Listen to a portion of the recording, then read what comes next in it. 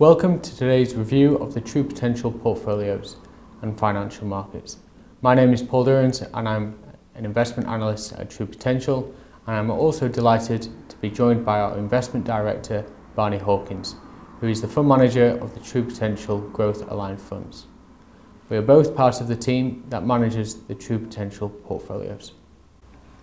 So Barney, following a generally sustained period of positive market performance, markets have clearly been more challenging over the past couple of weeks. Equity markets across the board have fallen and bonds have offered little protection. I think the question everybody wants to know is what's been happening and what was the reason behind the recent pullback in markets. There were a number of reasons behind the sell-off, but the trigger was an improvement in the US labour market conditions, where unemployment fell to 3.7%, which is the lowest level in nearly 50 years, and weekly wages rose at an annualized rate of 3.3%. So that was the catalyst for the sharp rise in bond yields.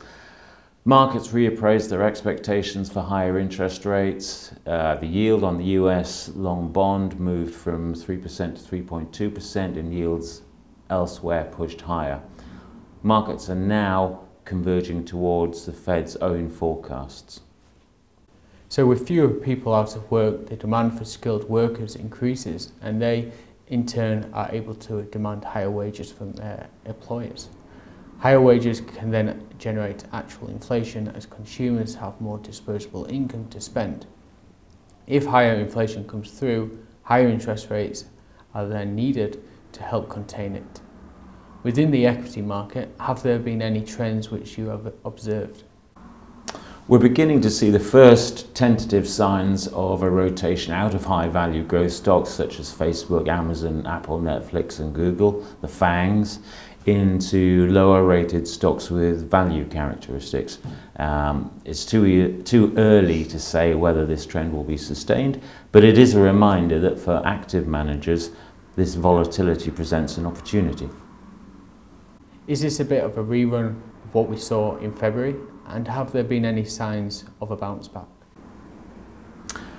It is similar to what happened in February this year, when we saw better jobs data and wage growth, which then led to interest rate expectations being revised, and the market briefly sold off then.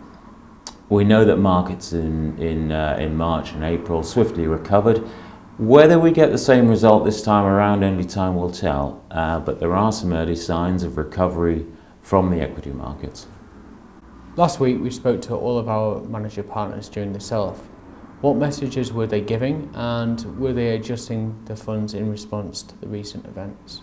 To some extent the downturn was expected, whereas Europe, the UK and emerging markets had been drifting back a little, the US had been powering ahead, so some correction in the US was arguably overdue. The sell-off was also exacerbated by ongoing political concerns, trade wars, Brexit, emerging markets, and what's happening in Italy. The speed of the decline is also a function of hedge funds and program trades. They have said that the fundamentals in general haven't really changed and still look broadly okay. It's been the sentiment rather than the fundamentals which have caused the market sell-off. In terms of repositioning, most of the managers were reviewing their stock and sector exposures, but not really making any major trades during this period.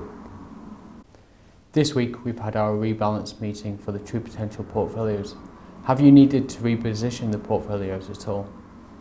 We've not needed to do too much this month. We're happy with how the portfolios are positioned in terms of asset allocation and manager exposure.